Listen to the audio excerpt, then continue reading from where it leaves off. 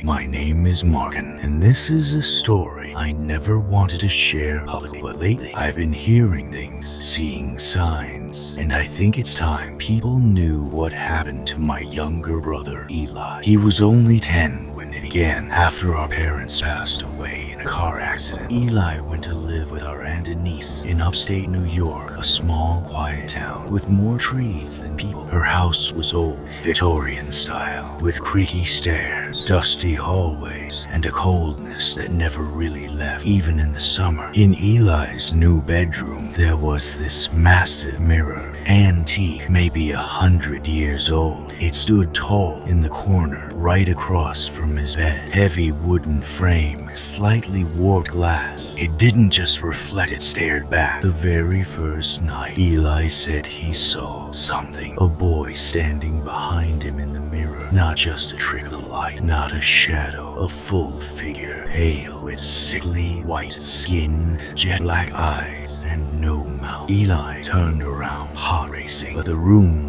was empty. When he told Aunt Denise, she smiled and brushed it off. Old houses play tricks on you, she said. You're just adjusting. But the boy kept coming back every night, always in the same place, standing behind him in the mirror, unmoving, watching. After a week, Eli stopped sleeping. He looked in her drain. When I called to check on him, he told me something that made my stomach twist. He whispers to me, he said. The boy in the mirror didn't speak out loud. The whispers were inside Eli's head. At first, it was just hissing like static, but then came words, clear, cold, and cruel. You don't belong here. Let me in. Switch places with me. One night, Eli had enough. He threw a blanket over the mirror and went to bed. But when he woke up, the blanket was gone and something had been scratched into the glass, with fingernails maybe, or something worse. It read, "That's not how this works." Aunt Denise found him screaming, curled up in a corner. He had shallow cuts down both arms, identical, like mirror images. When she asked what happened, all he said was, "He tried to pull me in. That weekend, I drove up to see him. I thought it was all just trauma, grief, nightmares, stress, until I saw it for myself." I stayed in Eli's room. At 3:13 a.m., I woke up for no reason. The mirror was fogged over, as if someone had breathed on it. I leaned forward and I saw him. Not it, him, the boy, standing in the mirror, not behind me, looking straight at me. His black eyes were bottomless. His mouth, which wasn't there before, began to open slowly at first, then wider and wider. It stretched impossibly far, like his jaw was unhinging. I blinked and he was gone. But in the corner of the mirror, a small crack had formed. The next night, Eli vanished. No broken windows, no open doors, no sign of a struggle, just gone. We searched the house, the woods, everywhere.